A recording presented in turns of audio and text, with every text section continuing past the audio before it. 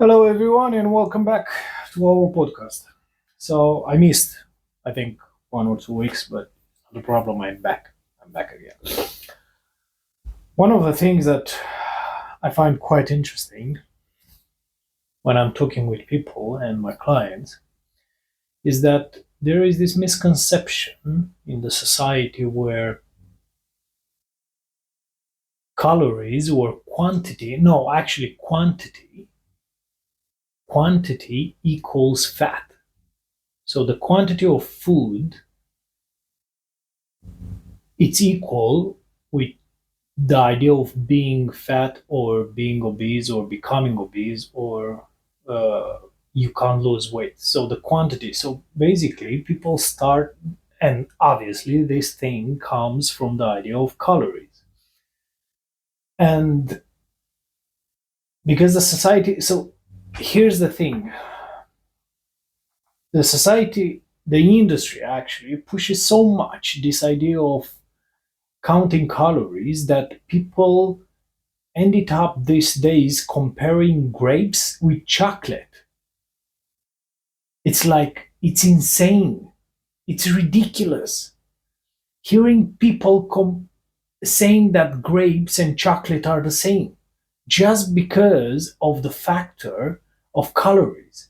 It's unbelievable. So starting from that point, people start migrate to the idea of yeah, the amount of the quantity of the food equals getting fat. So basically, people um, people prefer to eat less and less and less as breakfast and lunch just because of this idea, especially women. And when the evening comes and they are alone or uh, sad or I don't know, different events, the emotions kick in. So they start eating more and more. Lots of things high in calories and fats, high in calories, high in carbs and fats, which is the perfect combination. So basically, when you do not eat a lot in the morning, at breakfast, and at lunch, definitely after the whole day when you go to work, you have different activities, you have kids, you have, I don't know, management positions and so on. Obviously you consume a lot, especially if you want to go to the gym as well. You'll consume a lot. You'll have to give 100% of yourself, so you consume a lot. And when you get home in the evening and you stay with your thoughts and so on, you, based on your emotions and a combination between emotions and getting hungry because you didn't take or care of your meals for breakfast and lunch, you get hungry, and with your emotions you try to eat everything that you find, especially sugars and fats, especially refined sugar and fats. And it's the perfect combination because this perfect combination just destroys your your sleep. So basically, people will just eating, I don't know, butter with bread, or bread or butter spread it on bread with something sweet. I don't know, jelly or whatsoever. And many examples like ice cream with peanut butter or peanut butter jelly or whatsoever. Um, they don't realize they messed up with their sleep. So what happens is that after a period, this becomes like a habit. And it's quite interesting because so people start eating later and later, for example, 7, 8, 9 p.m. They can't go to sleep straight away, or if they are very, very tired, they are going anyway.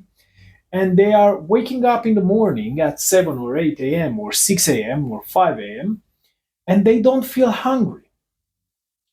because obviously your body adapted to this kind of program where you eat late in night, the food stays over there, you can't sleep properly, you can't recover properly. So in the morning, you will feel that, oh, I don't eat in the morning because I'm not hungry. No, it's not true. It's not true. You can become hungry, but don't eat after 6 p.m., especially fats and refined sugar. And then they drink a coffee or tea, and they just go to work, and they just have this, they create this routine of bad habits. And obviously when you involve alcohol and parties and late nights and pizza, burgers, and so on, very very fatty food, you, after one year or 6 months, you just created these habits, and obviously the weight increases and increases and increases. And yeah, that is the main point of today.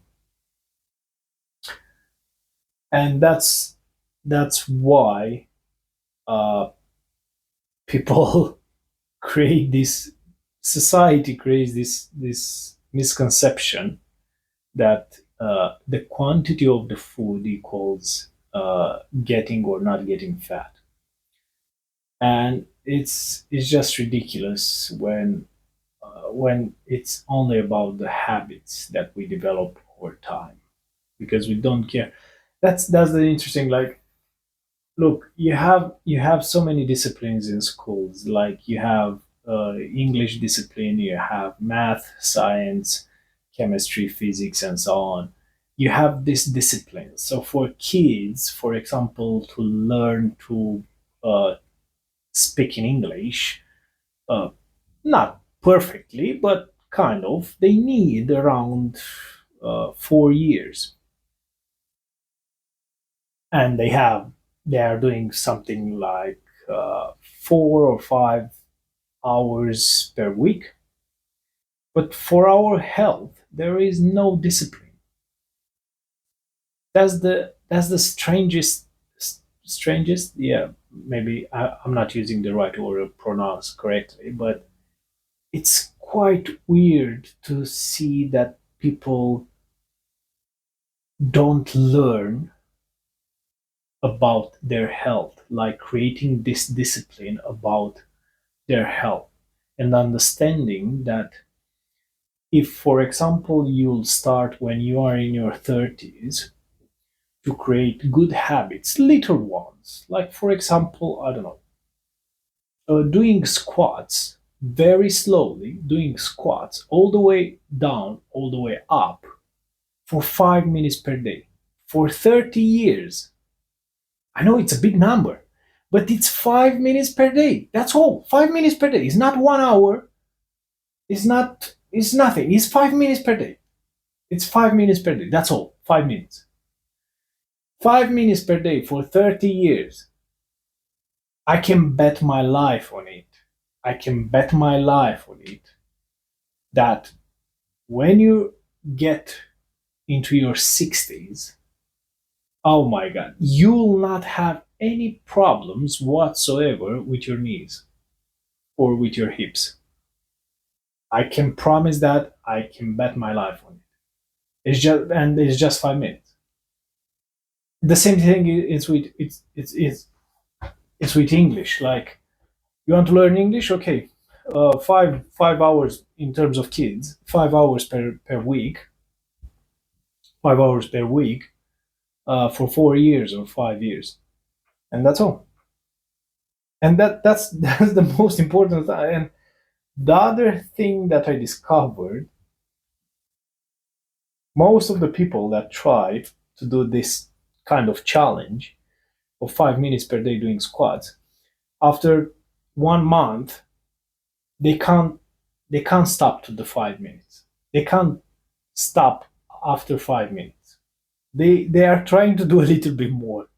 because they feel different. They feel that energy when you push your blood, when you do something that contracts your muscles and you feel okay. Like yeah, you can think about a challenge, but they are not stopping after 5 minutes. They are keep going with maybe 1 minute, something like that. They challenge themselves with 1 minute more, with 2 minutes more. Then they start pushing in terms of numbers, like I did 10 last time, now I'm doing 12. So imagine if this happens in 1 month. Imagine how it will happen in 30 years.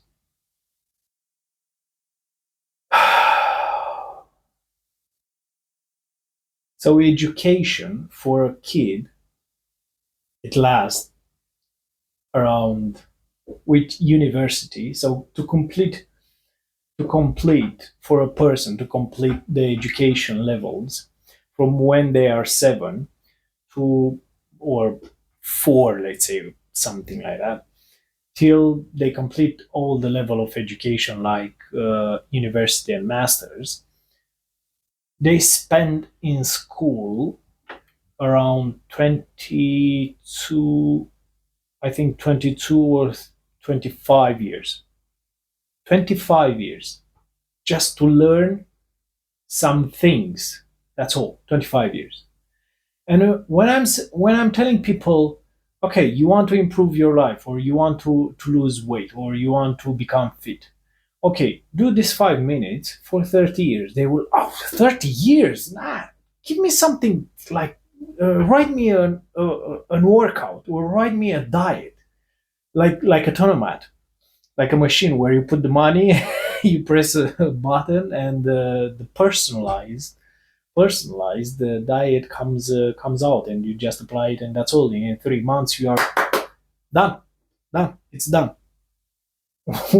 And we are talking about your health here, your health, and not your health for 2 months or 3 months. We are talking about your health, especially when you get in your 60s, 70s, and 80s, when it's the most important thing that you need to have. And people in that period of time, this is where they are looking for. They are craving, yeah, craving for health, craving for flexibility, craving for not having injuries, craving for not having problems with their knees, lower back, and so on. This is what they are craving for. And when I'm telling people about 5 minutes, 30 days, or 10 minutes, 30 years, sorry, 30 years, they, oh no, it's too much. Yeah, but you spend 25 years in school just to learn about different things. That doesn't, many of them, you don't really apply these days, because obviously because of your career and so on. When you are talking about your health, you are just living in your body day in, day out, 24/7 for the rest of your life. Why you don't learn about it? This is the most crucial thing that I will not understand. And uh, it's not about that I don't understand. It's about that we develop this idea of not studying, let's say, yeah, studying this discipline. There is a saying in one book, I think it's Psychology of Money, and uh, the guy has like a quote. So in this life, even if you want or not, you will need to learn about money and health. Even if you want, even if you don't want, you need to learn about these two things, because are the most important things in your life. So the difference between them is that if you don't have health, you can't make money. So that's why health becomes a priority. And that's why, so for example, in school, you don't have disciplines about money and health. So because of that, you have to organize yourself in order to learn about them. Some people learn at universities, but doesn't count a lot, to be honest. may more or less. But about health, like you don't need to become a doctor, you don't need to become a personal trainer, you don't need to become a nutritionist to learn about health. You need to learn about basic things about your health, and creating those habits and just keep them as long as you can, especially for 30 years. That's my thing, 30 years. Because if you start in your 30s and you create these good habits and you keep them for 30 years, definitely you can go with them for 20 more years. Definitely. If you start in your 40s, when you keeping them for 30 years, you'll reach your 70s and enjoy playing with your grandkids and laugh and walk your dog or maybe run and so on. If you start in your 50s, you reach your 80s and you'll be super healthy and you'll enjoy your retirement so much that you can't even imagine. So that's the main focus, 30 years. Anyway, so the main things of this episode is to for people to understand that the quantity of the food is not equal with being fat or becoming fat or losing weight or whatsoever. It's about the quality and what exactly do you eat. Because, as I said in many episodes, protein, I know it sounds like a bro gym thing, but protein is the most important stuff and the most expensive thing on the market, uh, that contributes to our health more than we can imagine. More than we can imagine. And the second thing is that learning about our health and creating habit, learning about your health, about our health is should become a priority. Creating habits and keep good habits and keep them for 30 years, it's another priority that we should take in consideration. So yeah, that's it for all. That's it for today for this podcast. So I'll see you in the next episode. Bye.